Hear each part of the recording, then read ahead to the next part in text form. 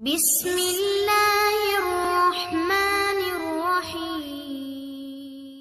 السلام علیکم میرے پیارے دوستوں، آپ کو بتا دیں جمعے کا دن، اہمیت، فضیلت اور اعمال مکمل جانکاری اس ویڈیو میں بتائیں گے، اس لیے ویڈیو کو پورا دیکھیں، آدھا ادھورا نہ دیکھیں اور آپ کو پوری جانکاری معلوم ہو جائے۔ ویڈیو اچھی لگے تو چینل کو سبسکرائب کریں، زیادہ سے زیادہ شیئر کریں۔ جمعے کے دن کی اہمیت۔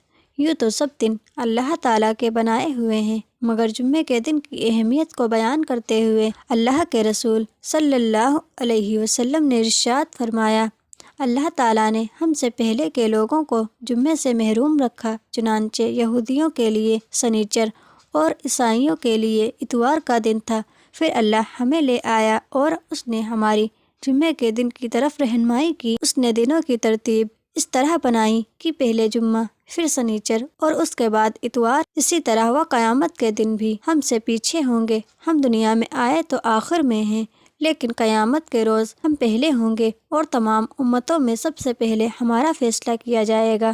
جمعہ سب سے بہتر دن ہے، سب سے بہتر دن جس کا سورج طلوع ہوا جمعے کا دن ہے۔ اس میں آدم علیہ السلام کو پیدا کیا گیا، اسی میں انہیں زمین پر اتارا گیا، اسی دن ان کی توبہ قبول کی گئی، اسی دن ان کی وفات ہوئی اور اسی دن قیامت قائم ہوگی۔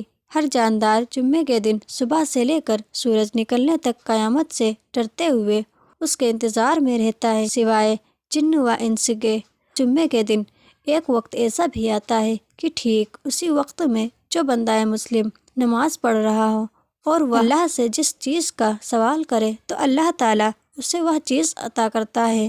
تمہارے دنوں میں سب سے افضل جمعے کا دن ہے، اسی میں آدم علیہ السلام کو پیدا کیا گیا، اسی میں ان پر موت آئی اور اسی میں سور پھونکا جائے گا اور اسی میں زوردار چیخ آواز آئے گی۔ نبی صلی اللہ علیہ وسلم نے فرمایا، بے شک یہ عید کا دن ہے جسے اللہ نے صرف مسلمانوں کے لیے عید کا دن بنایا ہے، لہٰذا جو شخص نماز جمعہ کے لیے آئے تو وہ غسل کرے، خوشبو ہو تو ضرور لگائے اور تم پر مسواک کرنا لازم ہے۔ جمعے کے دن کی فضیلت۔ بے شک جمعے کا دن تمام دنوں کا سردار ہے اور اللہ کے نزدیک سب سے زیادہ عظمت والا ہے۔ یہ دن اللہ کے یہاں عید الفطر، عید الاضحیٰ سے بھی زیادہ فضیلت رکھتا ہے۔ اس دن کی 5 خصوصیات ہیں۔ نمبر 1، اللہ تعالیٰ نے اسی دن آدم علیہ السلام کو پیدا کیا۔ نمبر 2، اسی دن انہیں زمین پر اتارا۔ نمبر 3، اسی دن ان کی وفات ہوئی۔ نمبر 4، اس میں ایک گھڑی ایسی ہے کہ اس میں بندہ اللہ سے جس چیز کا سوال کرتا ہے اللہ تعالیٰ اسے وہ عطا کرتا ہے، بشرطے کہ وہ حرام کا سوال نہ کرے۔ نمبر 5، اسی دن قیامت قائم ہوگی اور مقرب فرشتے، آسمان، زمین، ہوائیں، پہاڑ اور سمندر سب کے سب جمعے کے دن سے ڈرتے ہیں۔ نماز جمعہ۔ جمعے کی نماز کس پر فرض ہے؟ جمعے کے دن سب سے اہم عبادت نماز جمعہ ہے، یہ ہر مکلف پر فرض ہے۔ اس بارے میں ارشاد باری تعالیٰ ہے، اے ایمان والو، جمعے کے دن جب نماز جمعہ کے لیے اذان کہی جائے تو ذکر الہی نماز کی طرف دوڑ کر آؤ اور خرید و فروخت چھوڑ دو، اگر تم جانو تو یہی تمہارے لیے بہتر ہے۔ اور اللہ کے رسول صلی اللہ علیہ وسلم نے فرمایا، نماز جمعہ ادا کرنا ہر مکلف مسلمان پر حق و واجب ہے، سوائے 4 افراد کے۔ نمبر 1، غلام، نمبر 2، عورت، نمبر 3، بچہ اور نمبر 4، مریض۔ اسی طرح مسافر پر بھی جمعہ فرض نہیں ہے اور اس پر امت کا اجماع ہے۔ جمعے کی نماز جماعت سے پڑھنا فرض ہے۔ نماز جمعہ با جماعت ادا کرنا فرض ہے، اسے اکیلے پڑھنا صحیح نہیں۔ اور جس شخص کی نماز جمعہ فوت ہو جائے وہ ظہر کی 4 رکعت ادا کرے۔ نماز جمعہ بغیر کسی شرعی عذر کے نہیں چھوڑنا چاہیے، اس لیے کہ جو آدمی غفلت کی وجہ سے 3 جمعے چھوڑ دے اللہ اس کے دل پر مہر لگا دیتا ہے، اور یہ کہ لوگ نماز جمعہ چھوڑنے سے باز آ جائیں، ورنہ اللہ تعالیٰ ان کے دلوں پر مہر لگا دے گا، پھر وہ غافلوں میں ہو جائیں گے۔ آپ صلی اللہ علیہ وسلم نے یہ بھی فرمایا کہ میرا دل چاہتا ہے کہ میں ایک آدمی کو حکم دوں کہ وہ لوگوں کو نماز پڑھائے، پھر میں ان لوگوں کو ان کے گھروں سمیت آگ لگا دوں جو نماز جمعہ سے پیچھے رہتے ہیں۔ آداب جمعہ۔ نمبر 1، یہ غسل اللہ کے رسول صلی اللہ علیہ وسلم نے ہر بالغ پر واجب قرار دیا ہے، لہٰذا اس دن غسل، صفائی، خوشبو اور اچھے لباس کا اہتمام کرنا چاہیے۔ اللہ کے رسول صلی اللہ علیہ وسلم نے فرمایا، تم میں سے کوئی شخص جمعے کے لیے آنے کا ارادہ کرے تو وہ غسل کر لے۔ جمعے کے دن کا غسل ہر بالغ پر واجب ہے۔ نمبر 2، خوشبو لگانا۔ نمبر 3، گردن نہ پھلانگنا۔ جو آدمی جمعے کے دن غسل کرے، اپنی طاقت بھر پوری طرح حد کرے، تیل لگائے یا اپنے گھر والوں کی خوشبو لگائے، پھر مسجد میں پہنچ کر 2 آدمیوں کو الگ الگ نہ کرے، یعنی جہاں جگہ پائے وہیں بیٹھ جائے، پھر وہ نماز ادا کرے جتنی اس کے مقدر میں لکھی گئی ہے۔ پھر جب امام خطبہ دے تو وہ خاموشی سے سنے۔ دوسرے جمعے تک اس کے گناہ معاف کر دیے جاتے ہیں۔ جو شخص غسل کرے پھر جمعے کی نماز کے لیے آئے اور نماز نفل ادا کرے جتنی اس کے لیے مقدر کی گئی ہے، پھر وہ خطیب کا خطبہ خاموشی سے سنتا رہے، پھر اس کے ساتھ نماز جمعہ ادا کرے تو دوسرے جمعے تک اس کے گناہ معاف کر دیے جاتے ہیں، اور مزید 3 دن کے بھی۔ اور یہ کہ جس شخص نے جمعے کے دن غسل کرایا اور خود غسل کیا، نماز کے لیے اول وقت میں آیا اور جمعے کا خطبہ شروع سے سنا، چل کر آیا، سوار نہیں ہوا، امام کے قریب بیٹھ کر خطبہ سنا اور کوئی فالتو لغو حرکت نہیں کی، تو اسے ہر قدم پر 1 سال کے روزے اور 1 سال کے قیام کا ثواب ملے گا۔ جمعے کے لیے جلدی آنے کی فضیلت۔ احادیث کا مفہوم ہے، جس شخص نے جمعے کے دن غسل جنابت کی طرح غسل کیا، پھر وہ جمعے کی نماز کے لیے مسجد میں چلا گیا تو اس نے گویا 1 اونٹ کی قربانی کی۔ جو شخص دوسری گھڑی میں مسجد پہنچا، گویا اس نے گائے کی قربانی کی، اور جو شخص تیسری گھڑی میں پہنچا، اس نے گویا سینگوں والے 1 مینڈے کی قربانی کی۔ جو شخص چوتھی گھڑی میں مسجد گیا، گویا اس نے 1 مرغی کی قربانی کی، اور جو 5ویں گھڑی میں گیا، گویا اس نے 1 انڈے کی قربانی کی۔ پھر جب امام منبر کی طرف چل نکلے تو فرشتے مسجد میں حاضر ہو کر ذکر خطبہ سنتے ہیں۔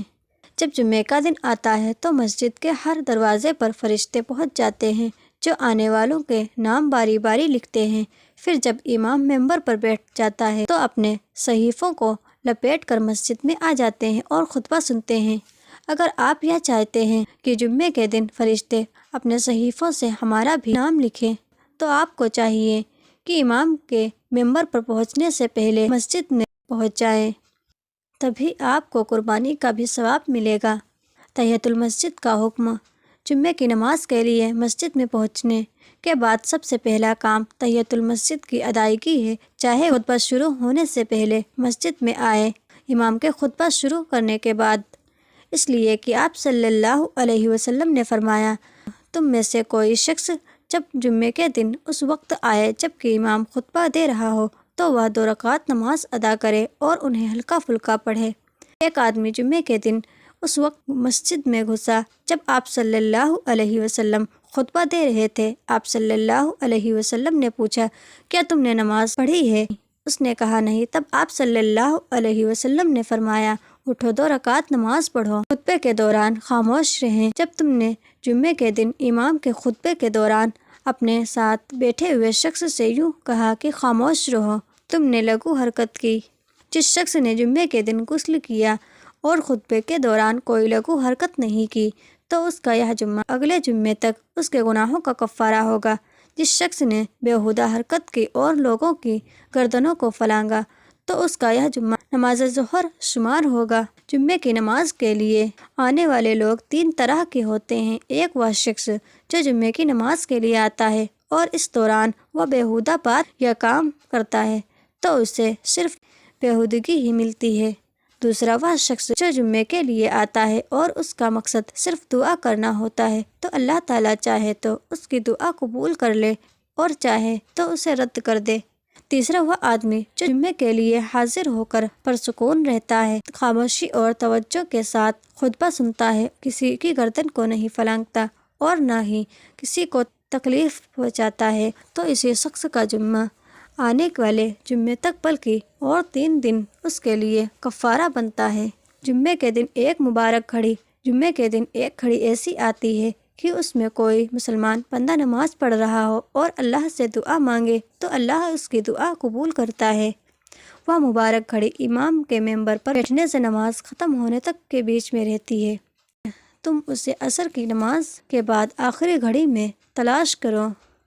امام ابن حجر عسقلانی رحمۃ اللہ علیہ نے فتح الباری میں اس بابت علماء کے 40 اقوال درج کیے ہیں، لیکن زیادہ علماء انہی دو طرف گئے ہیں۔ امام ابن قیم رحمۃ اللہ علیہ نے انہی دونوں اقوال کو راجح قرار دیا ہے، کیونکہ یہ دونوں صحیح احادیث پر مبنی ہیں۔ البتہ دوسرے عصر کے بعد کو زیادہ راجح قرار دیا ہے۔ نماز جمعہ کے بعد سنت نمازیں، جو شخص نماز جمعہ کے بعد نماز پڑھنا چاہے تو 4 رکعت پڑھے، اگر تم جلدی میں ہو تو 2 رکعت مسجد میں اور 2 رکعت گھر پر لوٹ کر پڑھ لو۔ ابن عمر رضی اللہ تعالیٰ عنہ جمعے کی نماز پڑھ کر گھر چلے جاتے تھے اور گھر پر 2 رکعت پڑھتے تھے۔ کہتے تھے آپ صلی اللہ علیہ وسلم بھی ایسا کیا کرتے تھے۔ جمعے کے مخصوص اعمال: نمبر 1، جمعے کے دن روزے کے لیے اور اس کی رات کو قیام کے لیے خاص کرنا کیسا ہے؟ ہفتے بھر کے دنوں میں صرف جمعے کے دن کو روزے کے لیے اور صرف جمعے کی رات کو تہجد کے لیے خاص کر لینا صحیح نہیں ہے، کیونکہ ایسا کرنے سے آپ صلی اللہ علیہ وسلم نے منع کیا ہے۔ باقی راتوں کو چھوڑ کر صرف جمعے کی رات کو قیام کے لیے خاص نہ کرو۔ ہاں، اگر کوئی شخص روزہ رکھنے کا عادی ہو اور وہ جمعے کے دن آ جائے تو کوئی حرج نہیں۔ تم میں سے کوئی شخص صرف جمعے کے دن کا روزہ نہ رکھے۔ ہاں، اگر اس سے 1 روز پہلے یا اس کے 1 دن بعد کا بھی روزہ رکھے تو کوئی حرج نہیں۔ سورہ کہف کی تلاوت: جس شخص نے جمعے کی رات سورہ کہف کی تلاوت کی تو اس کے سامنے اس کے اور خانہ کعبہ کے بیچ دوری کے برابر نور آ جاتا ہے۔ جو شخص جمعے کے دن سورہ کہف پڑھتا ہے تو اس کے لیے اگلے جمعے تک نور ہی نور ہو جاتا ہے۔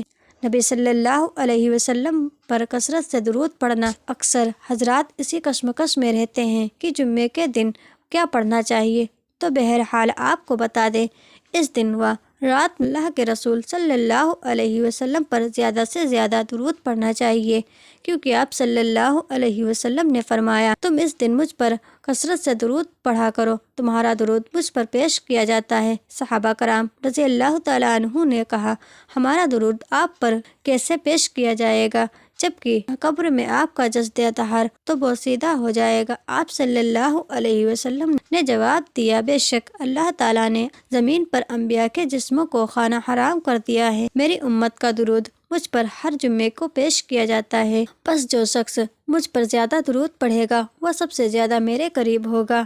جو مجھ پر 1 دفعہ درود بھیجتا ہے اللہ تعالیٰ اس پر 10 رحمتیں نازل کرتا ہے۔ جو شخص مجھ پر 1 دفعہ درود بھیجتا ہے تو اللہ تعالیٰ اس پر 10 رحمتیں نازل کرتا ہے، اس کے 10 گناہ مٹا دیتا ہے اور اس کے 10 درجات بلند کرتا ہے۔ جو شخص صبح کے وقت 10 دفعہ اور شام کے وقت 10 دفعہ مجھ پر درود بھیجتا ہے اسے قیامت کے دن میری شفاعت نصیب ہوگی۔ نماز جمعہ کیسے پائی جا سکتی ہے؟ نماز جمعہ کو پانے کے لیے ضروری ہے نماز امام کے ساتھ کم سے کم آخری رکعت پا لے۔ اگر وہ آخری رکعت نہیں پایا یا وہ امام کے ساتھ دوسری رکعت کے رکوع کے بعد شریک ہوتا ہے تو اسے امام کے سلام پھیرنے کے بعد کھڑے ہو کر صرف 2 رکعت نہیں بلکہ ظہر کی 4 رکعت پڑھنی ہوگی، اس لیے کہ آپ صلی اللہ علیہ وسلم نے فرمایا، جو شخص نماز جمعہ کی 1 رکعت پا لے وہ اس کے ساتھ 1 رکعت کو اور ملائے۔ جو شخص نماز جمعہ یا کسی اور نماز کی 1 رکعت پا لے تو اس میں نماز با جماعت کا ثواب پالی۔ جب تم جمعے کی 1 رکعت کو پالو تو اس کے ساتھ 1 رکعت کو اور ملا لینا، اور جب تم میں سے دوسری رکعت کا رکوع بھی چھوٹ جائے تو تم 4 رکعت پڑھنا۔ جب تمہیں جمعے کی 1 رکعت مل جائے تو تم اس کے ساتھ 1 اور رکعت ملا لینا۔ جب تم امام کے ساتھ تشہد میں ملو تو تم 4 رکعت پڑھ لینا۔ ہمیں اپنے دین کی سیدھی راہ پر چلائے، ہمیں دنیا و آخرت میں کامیابی عطا فرمائے، آمین یا رب العالمین۔ جزاک اللہ۔